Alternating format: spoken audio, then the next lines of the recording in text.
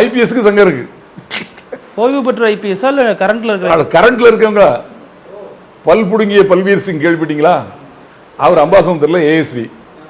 அப்போ வந்து எல்லா பத்திரிகையிலையும் அவர் வந்து பல்ல பிடிங்கிட்டாரு, அவர் அரெஸ்ட் பண்ணணும் அப்படின்னு பேசுகிறாங்க. அப்போது அந்த சங்கத்தோட தலைவர், இப்போ அவர் டிஜிபியாக இருக்கார், அவர் பேரை சொல்ல விரும்பலை, அவர் ஒரு அறிக்கை கொடுக்குறாரு. அதாவது ஐபிஎஸ் சங்கத்திலேருந்து அந்த அறிக்கை கொடுக்குறாரு. ஐபிஎஸ் அதிகாரியான அவரை பற்றி நீங்கள் தரக்குறைவாக பண்ணாதீங்க, பேசாதீங்க, அவர் மேல் நடவடிக்கை எடுக்க வேண்டாம்னு சிஎம்க்கு ரிப்போர்ட் அனுப்புகிறாங்க. ஆனால் அவரை இன்றைக்கு வரைக்கும் கைது பண்ணல. இதே ஒரு காவலரோ ஒரு எஸ்ஐயோ ஒரு இன்ஸ்பெக்டரோ ஒரு தவறு செஞ்சா, ஒரு சின்ன உதாரணத்துக்கு, உண்மைதான் தவறு, அந்த தவறை நியாயப்படுத்தலை, சாத்தாங்குளத்தில் 3 வருஷமாக உள்ளே இருக்காங்க, அதில் சம்மந்தப்பட்ட எல்லாருமே உள்ளே இருக்காங்க. ஆனால் பல்வீர் சிங் கைதே செய்யப்படலை.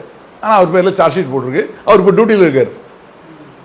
இதுக்கு காரணம் என்னென்னா இந்த ஐபிஎஸ் சங்கம். காவல்துறை 2ஆக பிரிஞ்சு கிடக்கு. ஆமாம், அதாவது பிரிஞ்சு கிடக்குன்னா அவங்க மட்டும் அவங்களுக்குள்ள ப்ரொமோஷனை வாங்கிக்கிறாங்க, எல்லாம் பண்ணுறாங்க. நான் இன்னொரு உதாரணம் சொல்கிறேங்க. இப்போ இந்த இது வந்து இன்னைக்கு வரைக்கும் இந்த சங்கம் வந்து கொடுக்கப்படலை.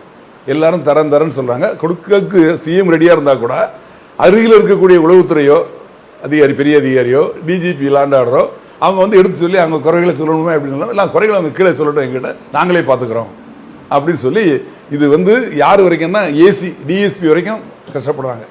இவங்க தான் ஃபீல்டு ஆஃபீஸர்ஸ்.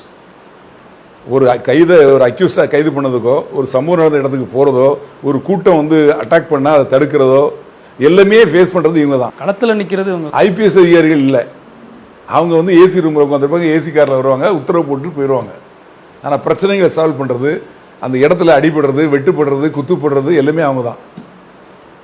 பிரச்சனைகளை சால்வ் பண்ணுறது, கோர்ட்டில் வந்து ப்ரைவேட் கேஸ் போட்டால் போய் நிற்கிறது எல்லாமே அவங்க தான்.